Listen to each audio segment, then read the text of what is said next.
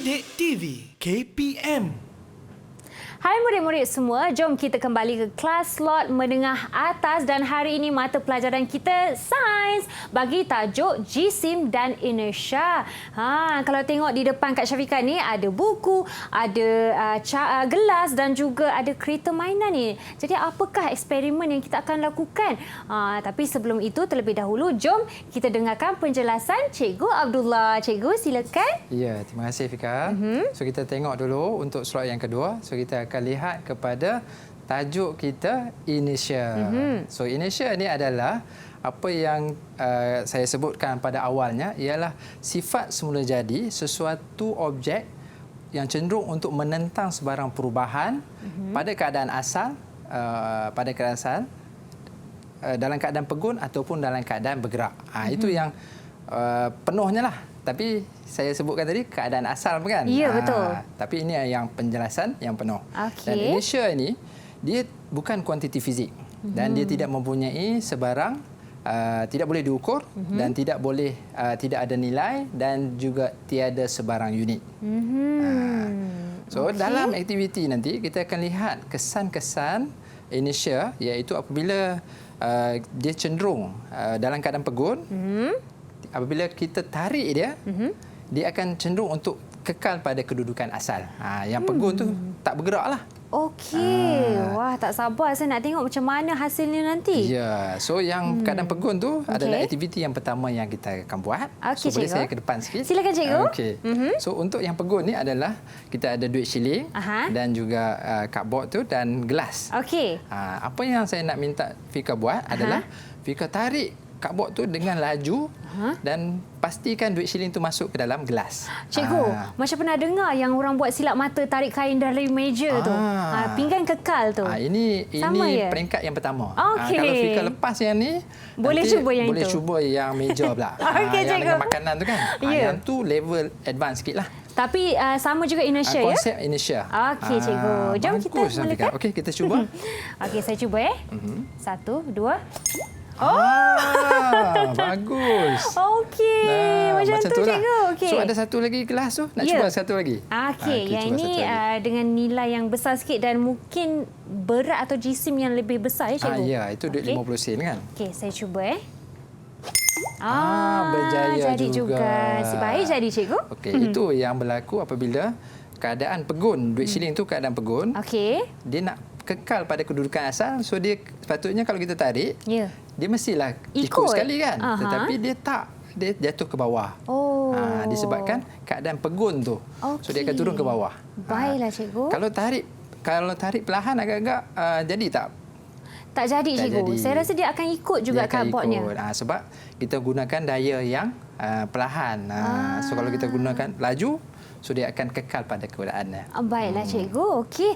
Cikgu, saya ada satu soalan secara cepat. Saya nak tanya, kalau contohnya kita tarik dengan laju, memang dia akan jatuh ke bawah. Tetapi adakah daya graviti mempengaruhinya ke tidak? Graviti keadaan pegun tu, so apabila kita tarik, dia dah tak ada benda yang menahan kan. So dia akan turun ke bawah disebabkan oleh graviti. Okey cikgu. Baiklah cikgu. Jom kita buat aktiviti seterusnya. Okey, aktiviti yang kedua ialah ini yang tadilah.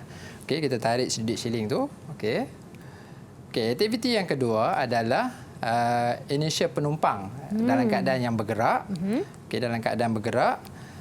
Keadaan bergerak ni apabila seorang penumpang dia berada dalam train, dalam kereta api. Okey, apabila kereta api itu berhenti secara tiba-tiba, so dia akan terdorong ke hadapan. Disebabkan keadaan penumpang tu dia sedang bergerak. Tapi bila kereta api itu berhenti, dia masih nak bergerak. Penumpang tu masih bergerak. Disebabkan itu, so dia terdorong ke hadapan, betul? So apa yang dia boleh buat adalah dia ada pemegang, dia ada tempat duduk, so dia boleh duduk supaya badan dia tak jatuh. Jadi untuk eksperimen di studio, so kita akan cuba tak pakai penumpang lah. Kita pakai mainan. Yang ini. So Fika akan tolak dia dan saya akan tahan dia. Kita tengok adakah patung tu akan jatuh ataupun tidak. Okey. So dia ke mana? Dia ke mana kan? Ya, kalau banding dengan kereta api situasi itu, dia tidak ada penahan. Tak ada penahan lah. Okey. Alright, cikgu. Okay, kita cuba. Jom, cikgu. Dah bersedia ke? So saya akan tahan. Okey, Fika tolak, saya akan tahan. So Okey, kita akan cikgu. lihat apa jadi pada patung tu. Okay? Baiklah, murid-murid. Jom kita saksikan. Okey, saya tahan. Oh, tak jatuh. Cikgu kena laju sikit kot. Mungkin laju sikit. Kita laju sikit. Alright, cikgu. Okey, so kita Sedia? cuba sekali lagi. Okey. Wah, kukuh betul mainan kan? ni. Okey, lagi sekali. Kali ketiga. Kali ketiga ni mesti kita jadi punya. Okey, Okey. cikgu. Okey, saya tahan. Jatuh. Okey. Saya rasa terbukti juga di situ Terbukti ya. lah kan. So inertia apabila dia bergerak, so dia cenderung untuk bergerak walaupun kereta tu saya dah tahan. So dia berhenti, kenderaan dah berhenti tapi dia masih tak berhenti. Baiklah. Itu kesan inertia. Okey, cikgu. Okey. Okey, dalam situasi ini faham untuk yang bergerak Okey. Setakat ni faham, cikgu. Faham Okey. So untuk yang ketiga, kita tengok aktiviti yang ketiga, yang buku ni kan. Okey. Tersusun. Okey, apa yang saya nak tunjukkan nanti adalah keadaan buku kita susun dan kita akan tarik keluar. Kita akan cuba tarik keluar buku yang berada di bahagian tengah nanti. Kita akan tengok adakah buku yang berada di atas akan kekal ataupun ikut sekali. Okey. Boleh ya? Okey. Okey, so untuk itu saya akan saya ke depan. Silakan cikgu. Boleh. Okey. So saya akan tunjuk dua keadaan.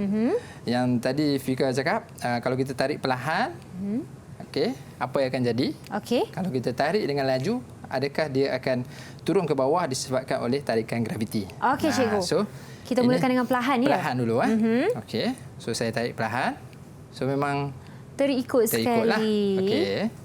Tetapi apabila kita tarik dengan laju, dia akan berlaku situasi yang berlainan. Okey. Okey, so kita tarik laju Okey, cikgu silakan. Okey. 1 2 3. Okey.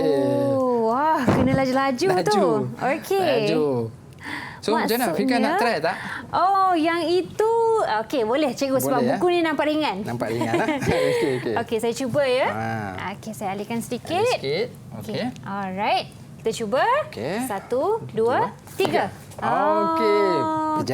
Berjaya kita punya eksperimen ni. Berjaya eksperimen. Maksudnya cikgu apa tu?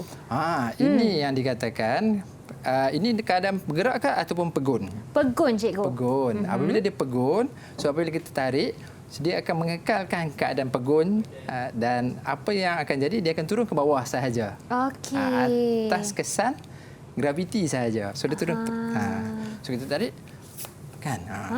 Betul cikgu. Terbuktilah di sini Terbukti. ya. Sama juga konsepnya macam shilling tadi, dia akan jatuh juga bila kita tarik dengan laju. Ya. Okey cikgu, faham. So itu adalah kesan Indonesia. Saya harap memang fahamlah kan? Ya, faham. Setakat ni cikgu. Okey, kalau faham kita tengok, boleh tak saya tanya soalan lagi? Nak Okey. tengok pemahaman Syafika. Okey? Okey, jom kita uji pemahaman saya dan juga murid-murid di rumah. Iya.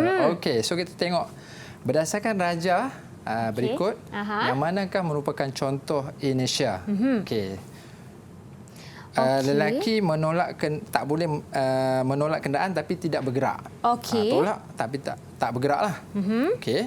Yang kedua, payung dipusingkan ketika hujan, so payung dipusingkan. Dan yang ketiga, makan. Kapal terbang nak mendarat, membaca dan juga menulis. Okey, dalam ke-6 ni, yang mana merupakan contoh Indonesia dalam kehidupan harian? Okey, cikgu. Ada kesan Indonesia lah. Okey, murid-murid di rumah boleh sama-sama jawab dengan Kak Syafika. Yang pertama, Kak Syafika rasa yang lelaki yang sedang menolak kereta yang tak bergerak. Okey, tak bergerak. Okey, satu lagi. Kedua, mungkin yang ini cikgu, landasan bila kapal terbang hendak mendarat. Okey. Dan juga payung basah. Payung basah. Bila putar dengan laju. Putar dengan laju. Okey.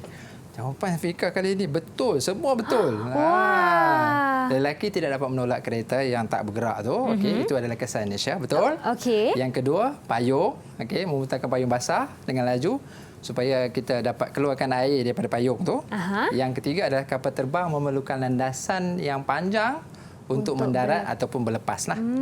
Sebab dia besar, jisim dia besar. So dia perlukan landasan yang panjang. Itu adalah kesan Indonesia. Wah, cikgu. Bagus. Okey, jadi kan cikgu bila kita dapat jawapan yang sebentar tadi, boleh tak dapat ganjaran sekali? Ya, boleh. Nah, ambil satu bintang. Tapi Satu saya bintang. ada satu soalan lagi. Boleh Ada tak? lagi? Okey, saya Ada tunggulah lagi, macam tu. kan? Silakan cikgu. Okey, yang keempat. Adakah Indonesia boleh diukur ataupun tidak? Oh, okey. Okey. Jika ya, Kalau apakah jika unit? ya, apakah unit bagi Indonesia? Okey cikgu, yang ini cikgu baru je bagi tahu sebentar tadi, Indonesia tidak boleh diukur sebab dia bukan ukuran ataupun sukatan fizik ya cikgu. Unit fizik. Unit fizik. Unit fizik dan dia tidak ada unit. Tak ada unit. Okey, betul. Ataupun Kuantiti nilai. fizik, kuantiti fiziknya dia bukan kuantiti fizik dan dia bila dia bukan kuantiti fizik, dia tidak mempunyai nilai, tak boleh diukur dan tidak mempunyai sebarang unit. Itu adalah jawapan dia. 2 bintang untuk Syafika. 2 bintang ya 2 cikgu? bintang. 3 lah, 3. 3. Wah.